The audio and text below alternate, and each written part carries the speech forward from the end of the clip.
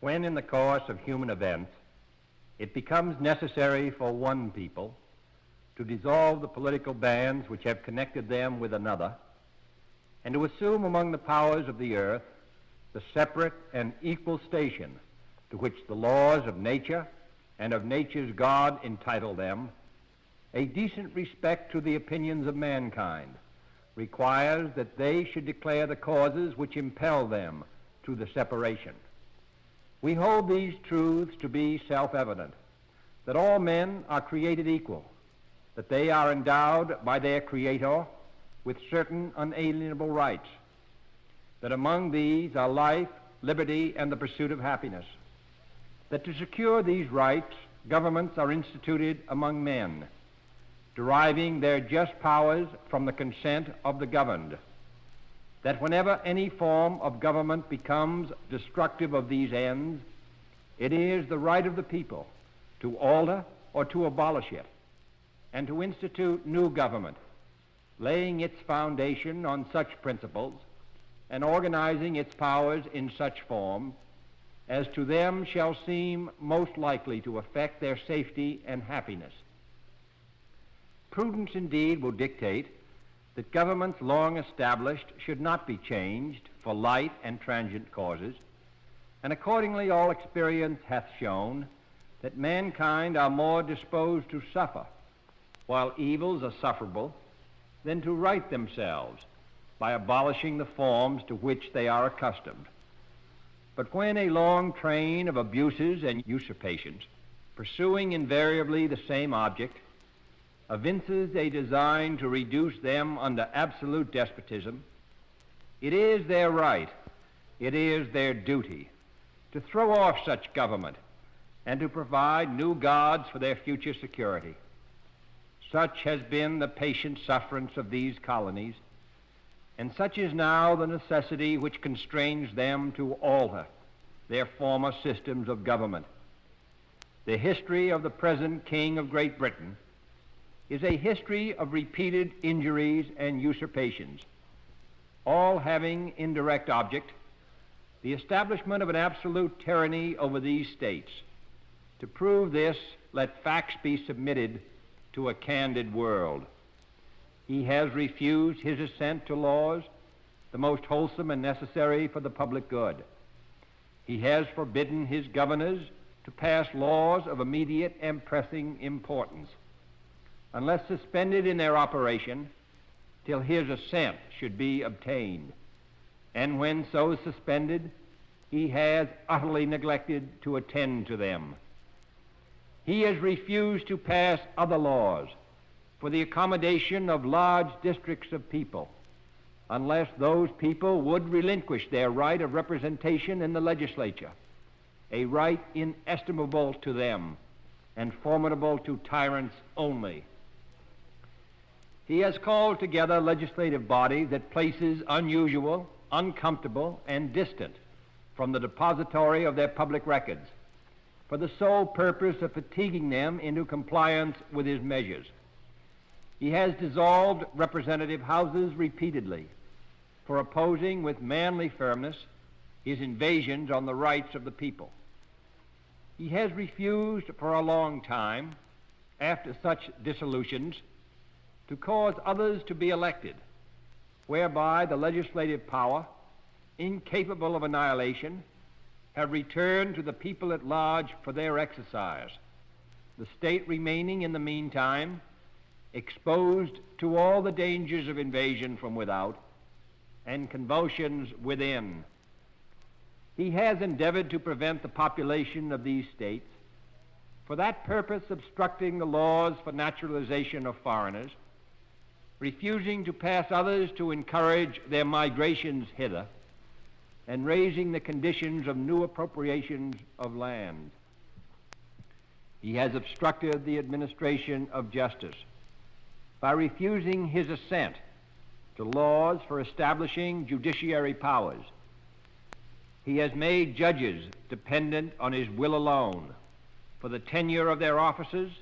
and the amounts and payment of their salaries. He has erected a multitude of new offices and sent hither swarms of officers to harass our people and eat out their substance. He has kept among us, in times of peace, standing armies without the consent of our legislatures. He has effected to render the military independent of and superior to the civil power. He has combined with others to subject us to a jurisdiction foreign to our Constitution and unacknowledged by our laws, giving his assent to their acts of pretended legislation for quartering large bodies of armed troops among us,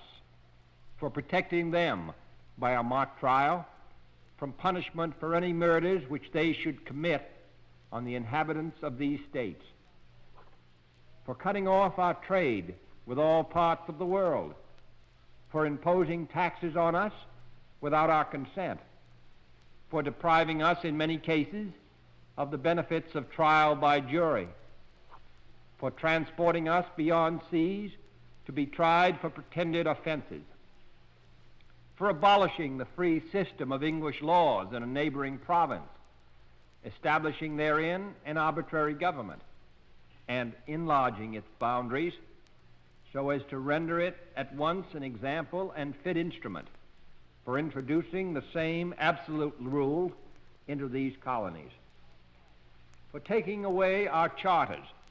abolishing our most valuable laws, and altering fundamentally the forms of our government,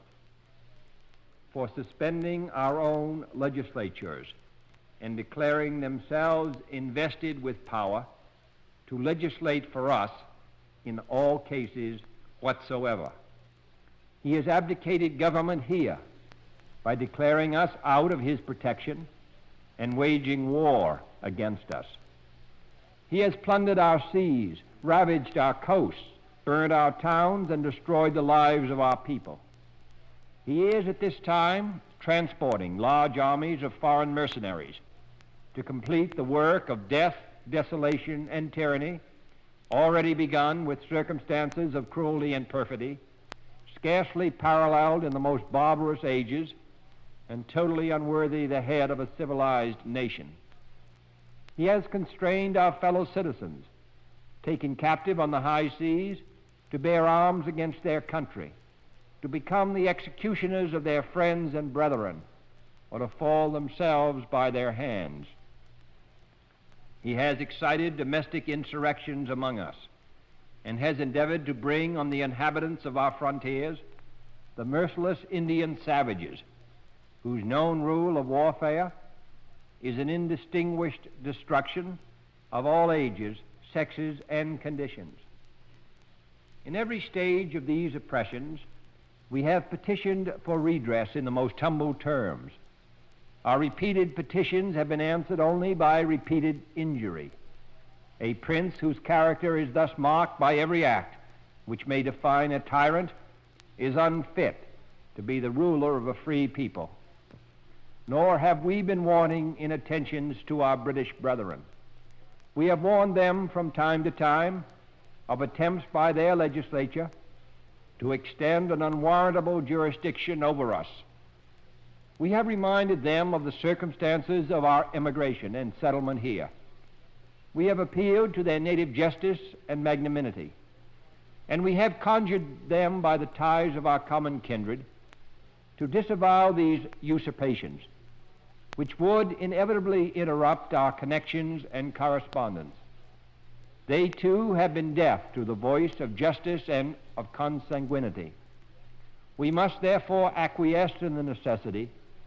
which denounces our separation and hold them as we hold the rest of mankind, enemies in war, in peace, friends. We, therefore, the representatives of the United States of America, in General Congress assembled, appealing to the Supreme Judge of the world for the rectitude of our intentions, do in the name and by authority of the good people of these colonies solemnly publish and declare that these united colonies are, and of a right ought to be, free and independent states, that they are absolved from all allegiance to the British Crown, and that all political connection between them and the state of Great Britain is and ought to be totally dissolved, and that as free and independent states, they have full power to levy war, conclude peace, contract alliances, establish commerce, and to do all other acts and things which independent states may of right do. And for the support of this declaration, with a firm reliance on the protection of divine providence, we mutually pledge to each other our lives, our fortunes, and our sacred honor.